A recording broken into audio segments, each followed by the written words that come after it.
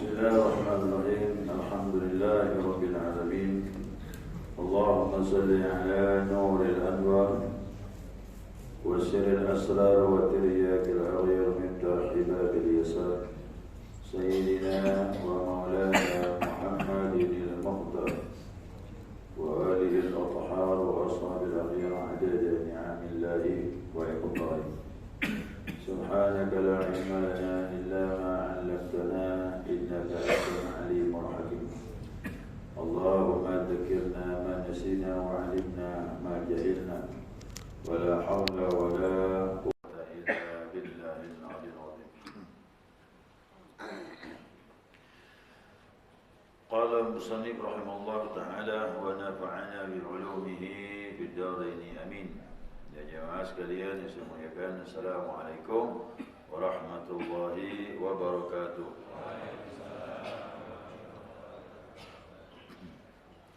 Alhamdulillah, senantiasa kita mengucapkan pujian dan syukur kita kepada Allah atas limpahan rahmat, hidayah dan inayahnya subuh ini.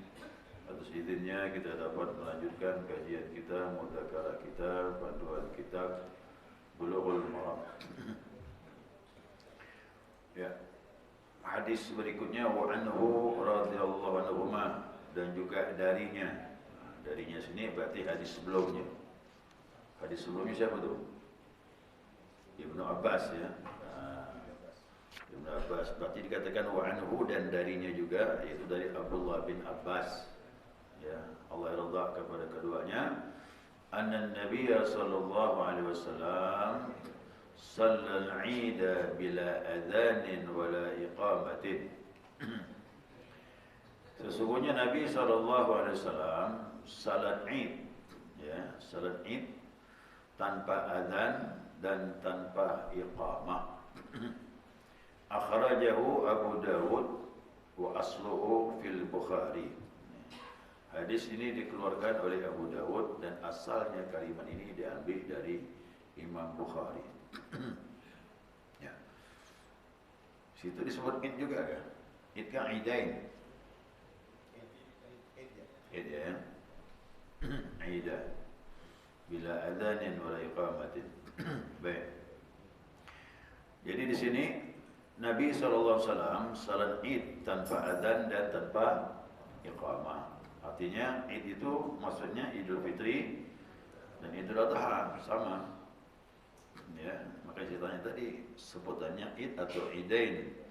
Kalau id satu id boleh jadi salah satu, ya, boleh jadi Idul Fitri yang dipandang sahabat ini, boleh jadi juga Idul Adha. Tapi kalau disebut idain, Nabi salat Idul Fitri dan Idul Adha tanpa adzan dan iqamah. Bisa juga begitu, ya. Nah, ini hadis dari Abu Dawud dan juga Imam Bukhari. Jadi banyak riwayat ini.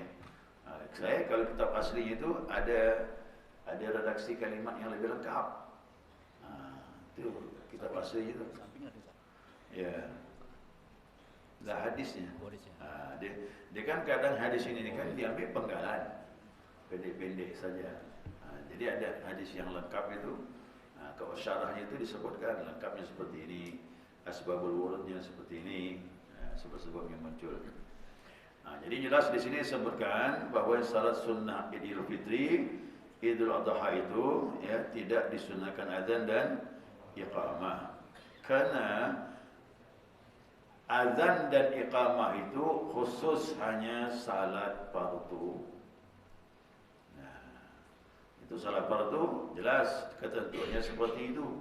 Nah, dengan kata lain melaksanakan azan dan iqamah, ya, pada salat Id itu menjadi suatu tadi itu dikhususkan salat fardu. Dengan kata lain, melaksanakan adzan dan iqamah pada pelaksanaan salat Id itu adalah termasuk bid'ah.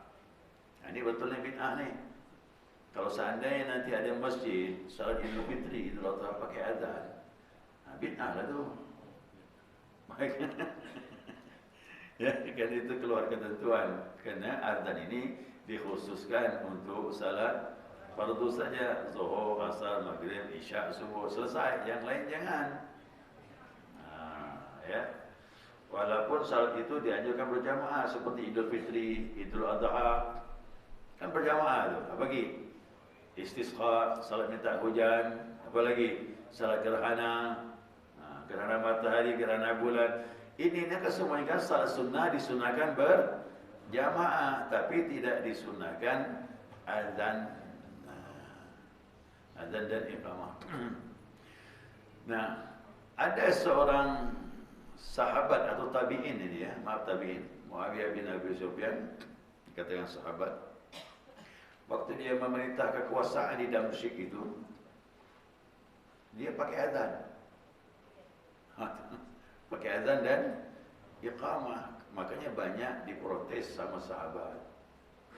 Nah, karena riwayatnya banyak, apalagi Abdullah bin Abbas ini termasuk ulamanya sahabat. Ya, ulamanya sahabat. Jadi kalau dulu meninggalnya Nabi, sahabat banyak bertanya dengan Abdullah bin Abbas. Ya.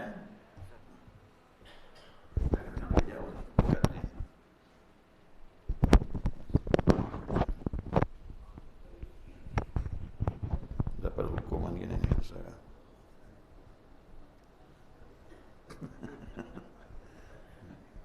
Ya.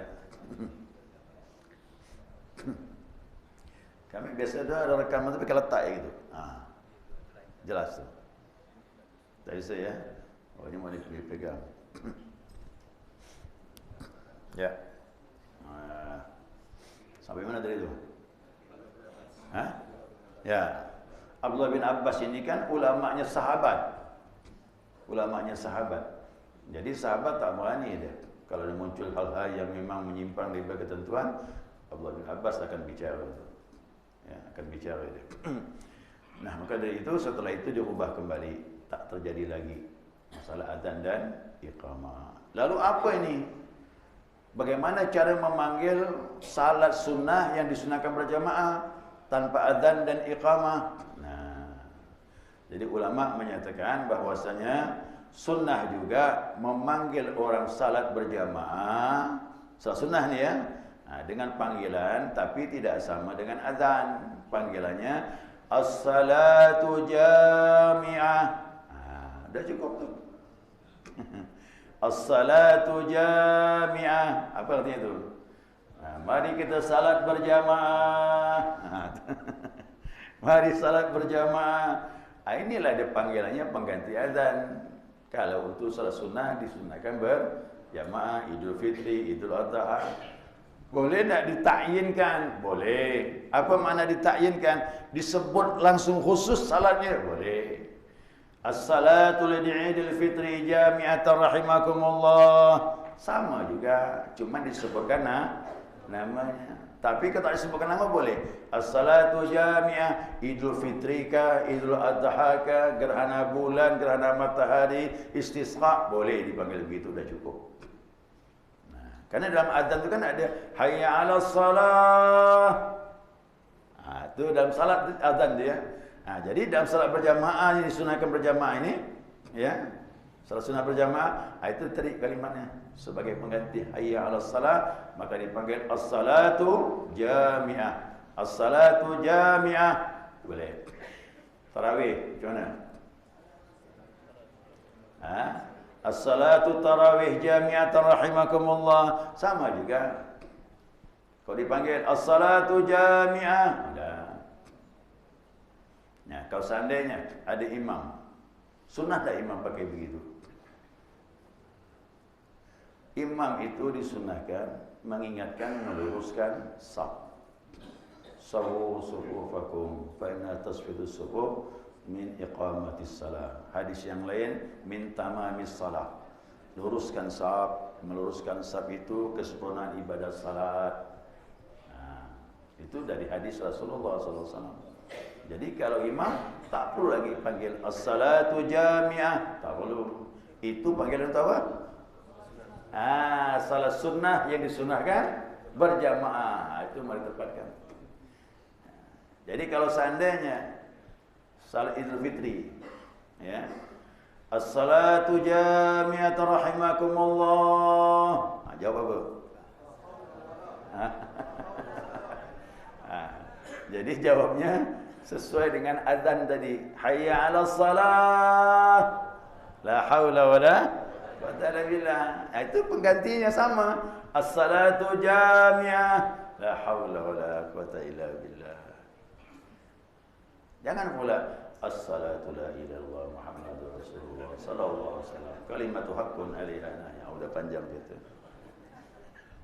Nah, jadi itu tak cocok, tak sesuai. Karena begitu panggil hayat as-salatu jami'ah, panggilnya la haula wala. Nah, itu jawabannya. Ya, tiada daya dan upaya kecuali dengan pertolongan Allah. Itu dia. Ya. Jadi kalau umpamanya imam sawu sufufakum, saf luruskan ratakan, apa jawabnya? Ha?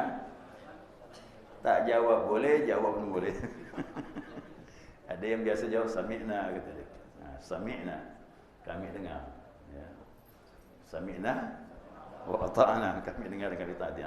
Jangan ya kami dengar kami taati. Betul-betul rapatlah. Langsung rapat kan? Saf. Gitu. Ya. Begitu imam kata sawu sufufakum, saf ratakan, luruskan. Nah, dah sami'na, kami dengar, wa ata'na, kami mentaatinya. Langsung betulkan saf. Ya, boleh. Sami'na wa ta'ana boleh. Tak jawab pun boleh, tapi langsung meluruskan saf. Gitu dah. Ada satu hadis ini ya, yang lebih lengkap nanti banyak hikmah insya-Allah pertemuan akan datang nanti saya akan sampaikan hadis tersebut. Ya. Nah, sebagaimana terdengar dalam Sahih Muslim, ternyata kalimat as-salatu jami'ah ini ada riwayat dalam Imam Muslim. Makanya ulama pakai ini. Ya. As-salatu jami'atan rahimakumullah, la haula wala quwwata illa billah. Dikhususkan ta'yin boleh. As-salatu li'idil fitri jami'atan rahimakumullah, tetap jawabnya la haula wala. As-salatu jami'atan li'idil adha jami'atan rahimakumullah. Itu juga jawab sama. Ya, jangan jawab yang lain. Itu dah pas itu dah. Karena ada juga daripada Imam Muslim diambil seperti itu. Ya, ada panggilan dari Bilal memanggil azan itu seperti itu. As-salah, as-salah. Dulu gitu tuh. As-salah, as-salah. Gitu tuh. Ada juga panggilan halummu ila salah. Kata dia, gitu tuh. Ayo kita salat. Gitu. Tapi itu mirip-mirip lah kurang lebih. Ya, halummu ila salah, as-salatu jami'ah. Gitu tuh. Boleh, tahu apa. Karena ada riwayat dari hadis seperti itu. Tapi begitu salat fardu ada muncul kalimat adzan, nah maka sahabat tak ada lagi pakai kalimat itu. Ya, cukup dengan azan dan iqamah. Ya, jamaah tak banyak ni pembahasan dia. Sikit saja. Dah sekiranya cukup, mungkin ada pertanyaan silakan. Boleh kita mudzakarah silakan.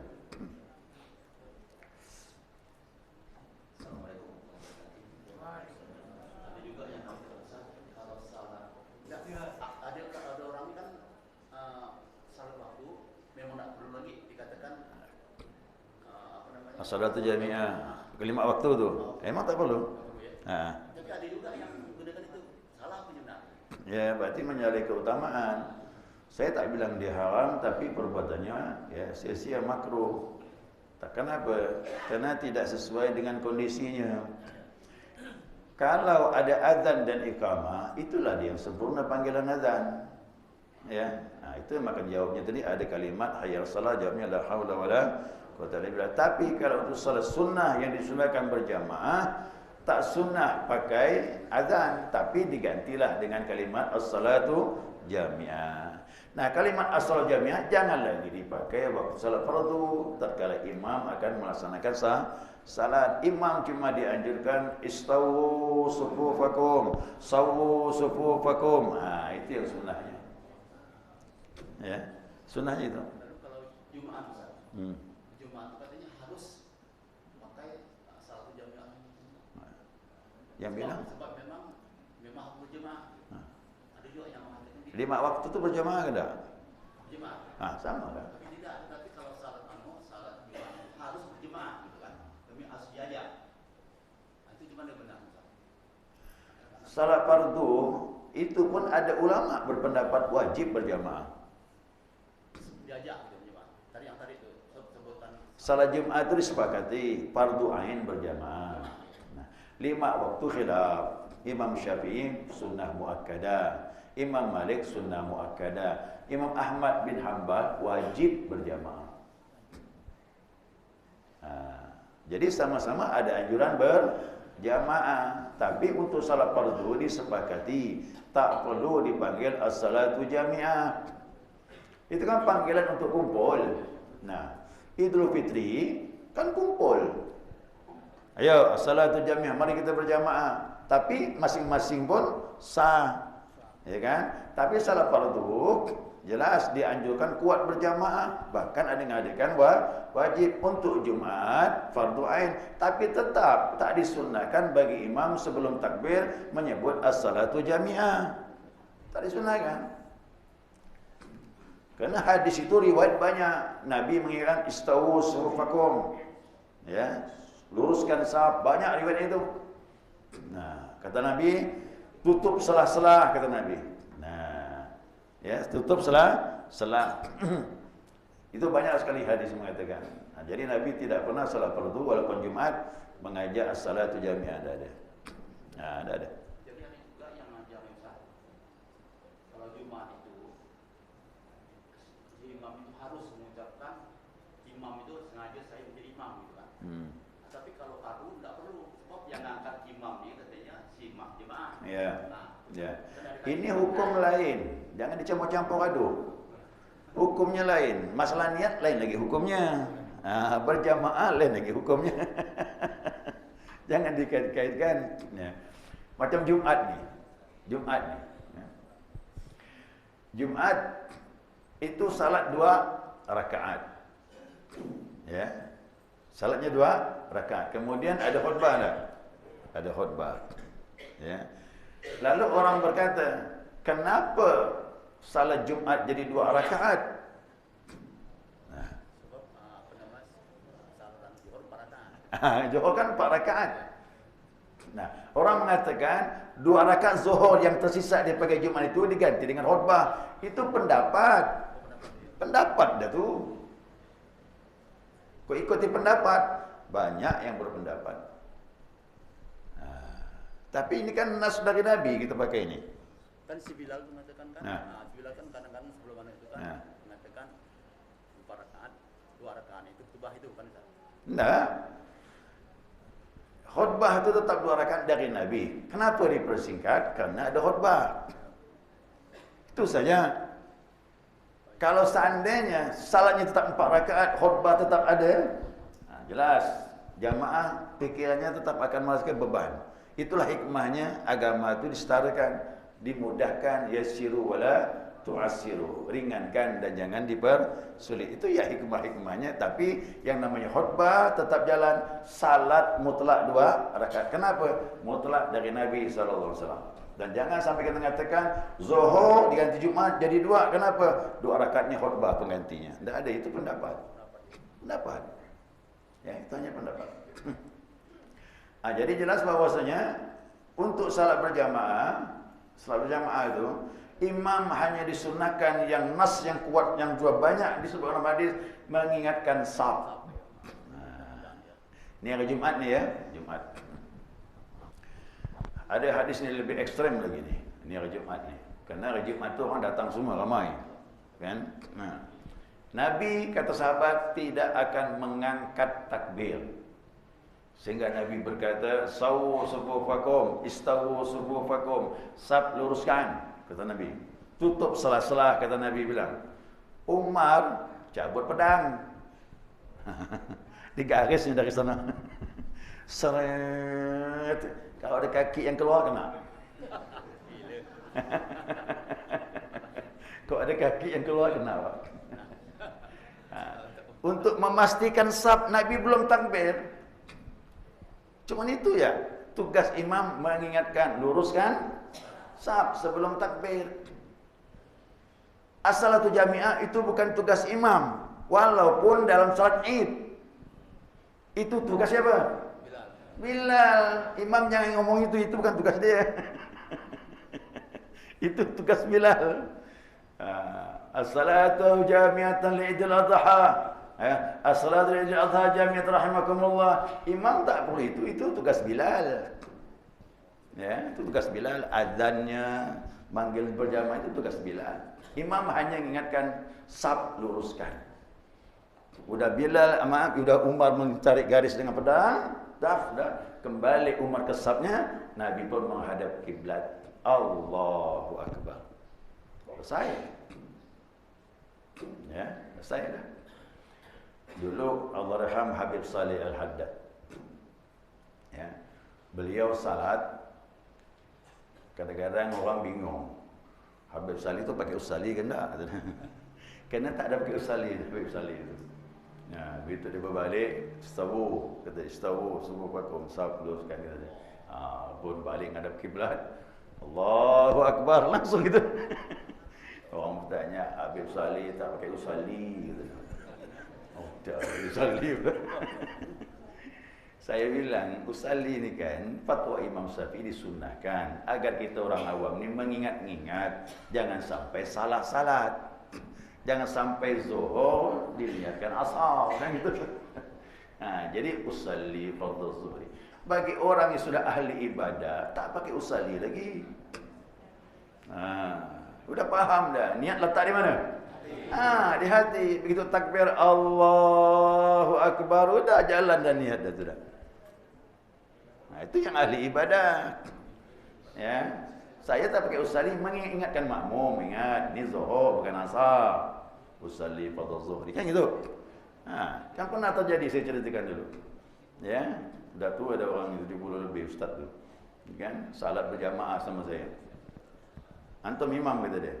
Ustaz dah 70 umur. Saya belum ustaz waktu itu, masih belajar. So jadi imam. Majulah saya. Habis salat asar berjamaah selesai. Dia pun salat sunnah. Saya tanya lah ustaz, salat apa ni? Sunnah kata dia. Sunnah apa ni ustaz? Ba'diyah. Ini asar ni Pak Ustaz. Mana ada ba'diyah? Astagfirullah kata dia. Saya niat zuhur tadi. Oh 70 lebih. Lupa lah dia. Ini nombor dia 70 masih ingat semua ni. Lupa-lupa dia. Itulah kadang-kadang saya fikir masih ada juga manfaatnya mengucap usalli, mengingat-ingat jangan sampai salah. Usalli fardhu zuhri begitu. Tapi bagi orang ahli ibadah tak pakai usalli udah jalan. Jangan dipermasalahkan itu. Karena niat tetap sini. Mahallul fi qalbi, letaknya dalam hati. Orang ahli ibadah gitu tak masuk. Allahu Akbar. Istawu subuhakum, saf luruskan, lurus dah semua dah, depan balik ngadap kiblat. Allahu Akbar, udah jalan. Niat. Itu maksud niat muqaranah dengan takbiratul ihram. Assalamualaikum warahmatullahi wabarakatuh. Ya. Jadi 3 gerakan itu ngangkat tangan ni kepalanya. Allahu Akbar gitu. Kan ada orang takbir gitu. Saya mandang Allahu Akbar kata dia. 1, 2 kepala 3.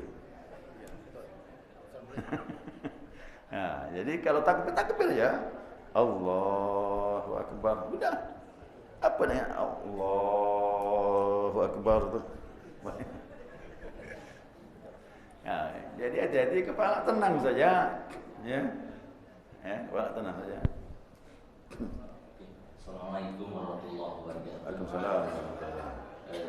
Berkaitan yang Ustaz tadi jelaskan tentang Baik, azan untuk salat ni ya, untuk kajian salat khusus salat. Jadi azan hanya digunakan salat fardu, zuhur, asar, maghrib, isya, subuh. Untuk kajian salat. Yang lain jangan pakai azan. Cukup pakai tadi as-salatu jami'ah. Ya, itu yang pertama. Kemudian dari segi manfaat, bolehkah azan digunakan di luar salat? Boleh, tapi tidak ada hubungan dengan salat. Seperti bayi yang baru lahir, diazankan kuping kanan, diiqamahkan kuping kiri. Karena anak yang lahir kata Nabi, ada yang namanya Ummu Sibyan. Ummu Sibyan itu syaitan yang lahir, syaitan yang mengiringi kelahiran bayi.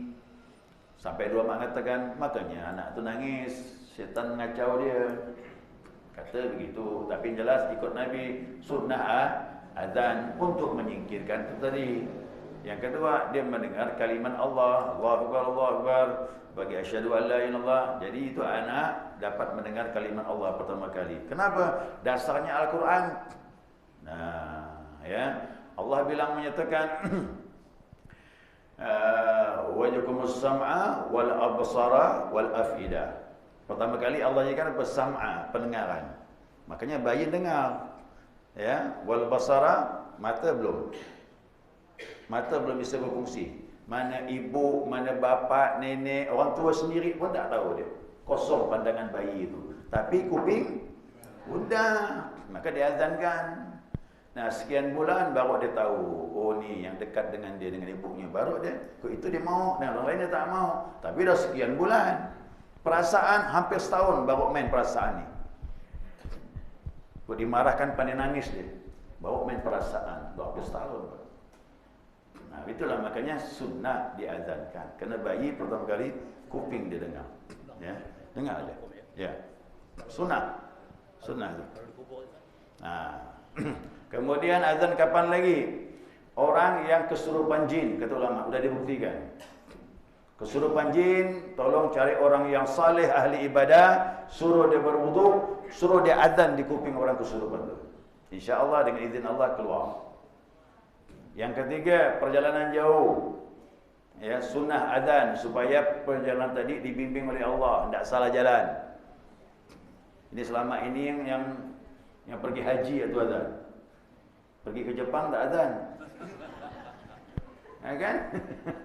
Padahal pergi ke Jepang pun sunnah ke azan supaya betul perjalanan kita itu. Justru tempat-tempat yang begitu jangan sampai salah jalan.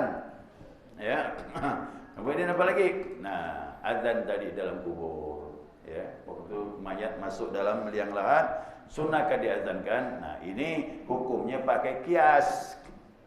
Pakai kias, menyamakan hukum. Tapi hadis tak ada.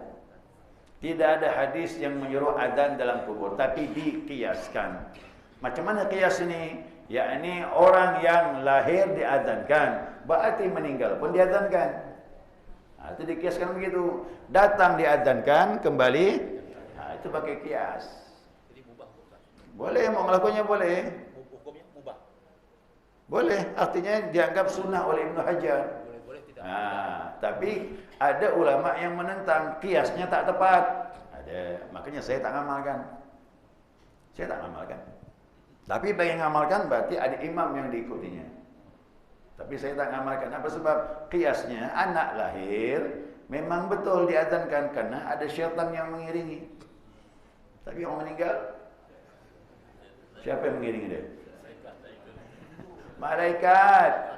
Siap nanya ada tidak? Malaikat siap nanya. Jadi hukumnya mubah azan di kubur. Ya, menurut Ibnu Hajar sunnah. Karena sunnah lahir diazankan, maka meninggal pun diazankan. Tapi ulama berpendapat yang lain berpendapat tidak sunnah. Karena kiasnya kurang tepat. Itu ya. Ya, tak ada kuat jadi hukumnya karena diperselisihkan.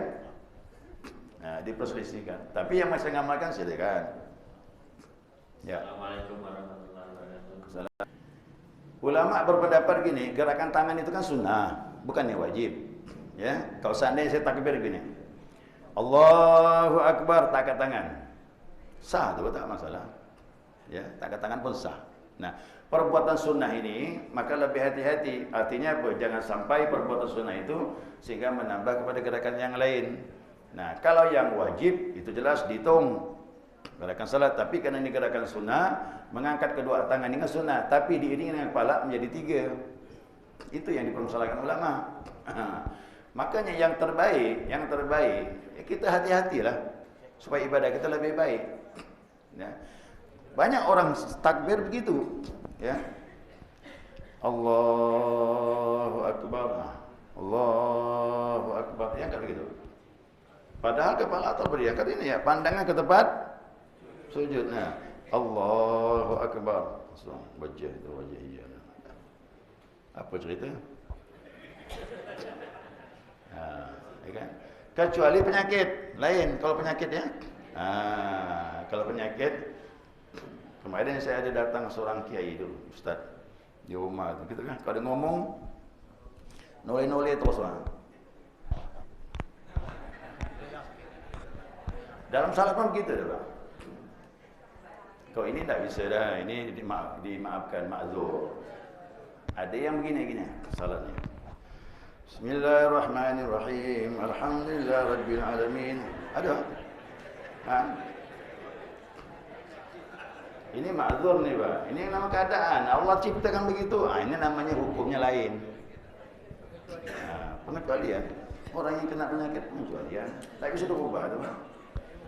Mau dibaca di ruqyah ke dokter tak sembuh.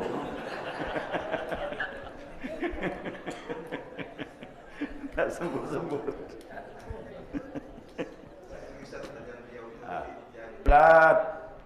Kiblat di depan, jangan sampai kiblat di sana. Jangan sampai kiblat ke sini. Jadi salat itu posisi badan menghadap kiblat. Kemarin kita bahas, melangkah boleh. Melangkah ke depan 2 langkah itu paling banyak. Ke kiri 1 langkah boleh. 3 langkah batal. Tapi ingat, jangan sampai badan berpaling dari kiblat. Berpaling dari kiblat batal. Mengucapkan salam juga begitu. Assalamualaikum warahmatullahi. Hanya lahirnya. Balikkan lagi. Assalamualaikum warahmatullahi. Selesai. Ini tidak. Mengucap salam. Assalamualaikum warahmatullahi. Assalamualaikum warahmatullahi. Ada mandang belakangnya. Kawan di belakang apa? Jadi jauh dah berpaling dari kiblat tu. Nah, jadi hati-hati. Salat jenazah juga begitu. Jenazah ni paling rawan sekali. Kita mohon maaf begitu imam tu batal, dah kita mubarakah salam sendiri. Tapi imam tu batal. Nah, Assalamualaikum warahmatullahi. Badan ni paling mudah ni. Assalamualaikum warahmatullahi. Ayo, ya. Badan ni. Berarti kiblat sana. Ni kiblat sana. Yang bergerak wajah saja. Assalamualaikum warahmatullahi wabarakatuh. Assalamualaikum warahmatullahi wabarakatuh. Dah, badan dah. Ada satu imam ni, saya ngajar majlis taklim tu. Cuma belum sempat saya negur dia. Cepat balik dia. Selesai salat dia dah balik dia.